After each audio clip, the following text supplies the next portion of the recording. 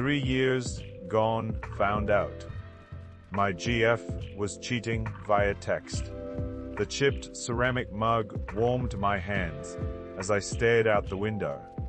Rain lashed against the glass, mirroring the grey mood settling over me. 3 years. 3 years of building a life with Sarah, brick by brick, designing a future that now felt like a shattered blueprint. We'd met at a gallery opening. I was the awkward architect, fascinated by the building itself. She was the vibrant marketing executive, effortlessly navigating the crowd. She'd teased me about my fascination with concrete and rebar, and somehow that teasing turned into a date, then another and another. Before I knew it, her toothbrush was next to mine, her clothes mingled with mine in the closet, and her laughter filled the apartment. We had our routines. Saturday mornings at the farmer's market, arguing over the best brand of organic coffee. Sunday evenings curled up on the couch, watching some mindless reality show while she painted her nails a different shade of pink each week. Weeknights were filled with her cooking. She was surprisingly good, my clumsy attempts at helping, and quiet conversations about our days.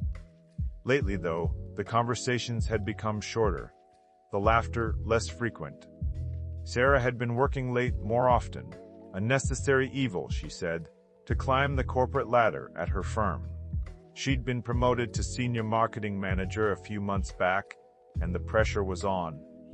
I understood, or at least, I told myself I did. But there were other things. The way she flinched when I reached for her in bed. The guarded look in her eyes when I asked about her day. The way her phone was constantly glued to her hand, even in the bathroom. Mark, my best friend since grade school, had noticed it too.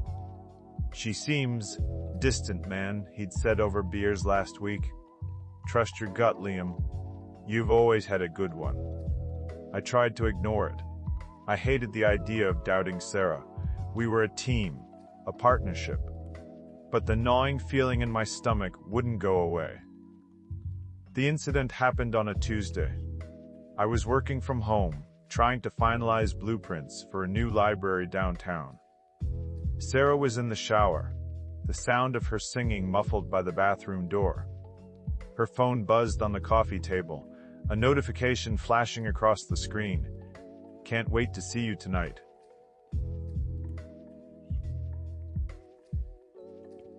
Her boss. My heart slammed against my ribs. I knew I shouldn't, but I reached for her phone. The screen lit up with facial recognition, and I hesitated for only a fraction of a second. It unlocked.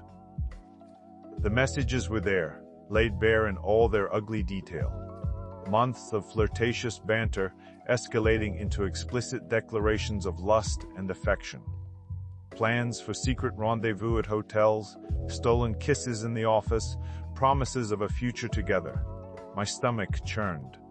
I scrolled through the messages, each one a fresh stab wound. He called her his beautiful siren.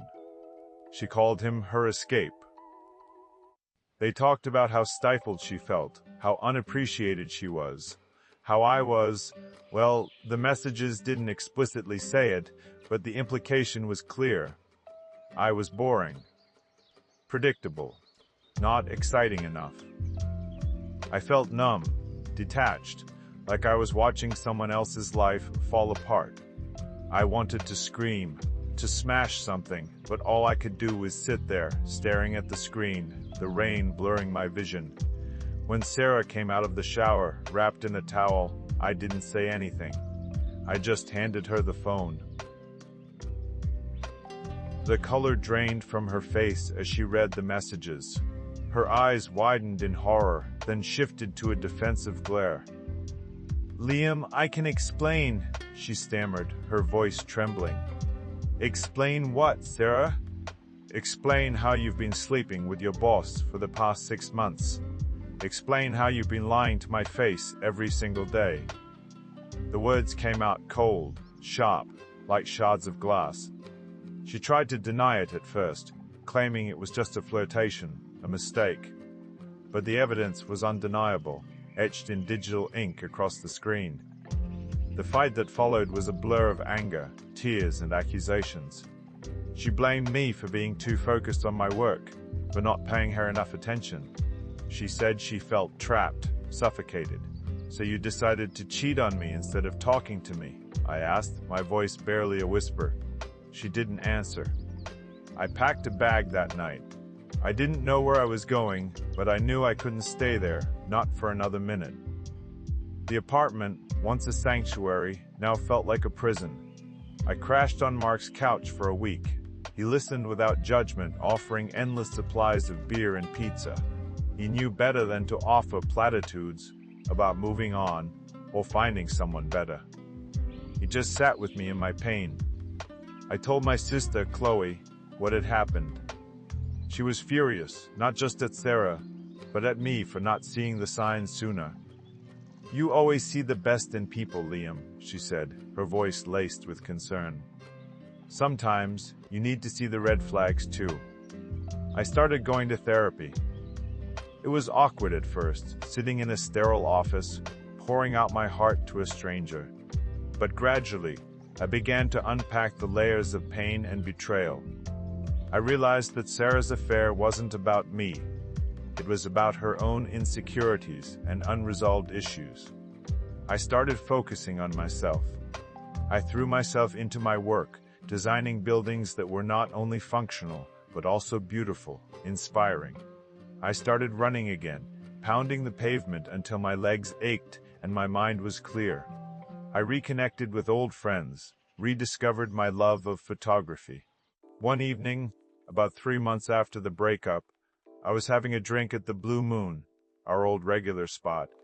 The bartender, a guy named Tony, recognized me. "Haven't seen you in here in a while," he said, wiping down the counter. "What happened to your girl?" I hesitated, unsure how much to reveal. "We broke up," I said, keeping it simple. Tony nodded knowingly. "Yeah," I figured. "Saw her in here a couple of times with another guy. Looked pretty cozy." He didn't need to say anything else. The image of Sarah laughing with David at our table, sharing our drinks, burned in my mind. A week later, I ran into Emily, Sarah's best friend, at a street fair.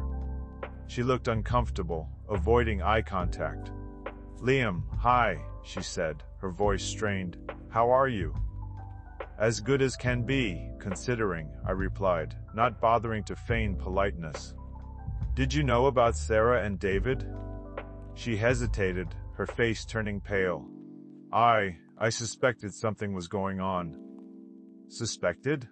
You knew, didn't you? You covered for her. You lied to me." She didn't deny it. "I was trying to protect her," she said weakly. She was unhappy. "And what about me, Emily? Did you ever think about protecting me?" I walked away, disgusted. The web of lies and deception seemed to grow wider with each passing day. One sunny afternoon, I was sketching in Millennium Park when a woman approached me. She was sitting on the bench beside me. Her name was Maya, and she was a sculptor. We talked for hours about art, architecture, and life. She was intelligent, funny, and genuine. There was a refreshing honesty about her that I hadn't experienced in a long time. I didn't think of it as a date. It was just a conversation, a connection. But as we walked through the park, hand in hand, I realized that maybe, just maybe, I was ready to open myself up to the possibility of love again. I still think about Sarah sometimes. I wonder if she regrets what she did. I wonder if she's happy with David, but I don't dwell on it. I can't.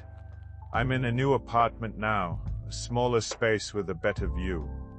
I have plants on the windowsill, photographs on the walls, and a sense of peace that I haven't felt in years.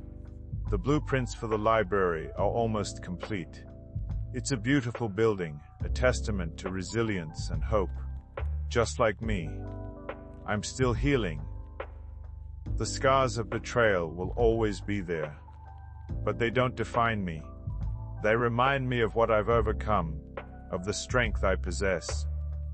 The rain has stopped. The sun is shining.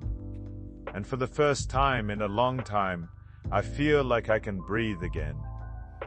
I open the window, and a warm breeze fills the room, carrying with it the promise of a new beginning.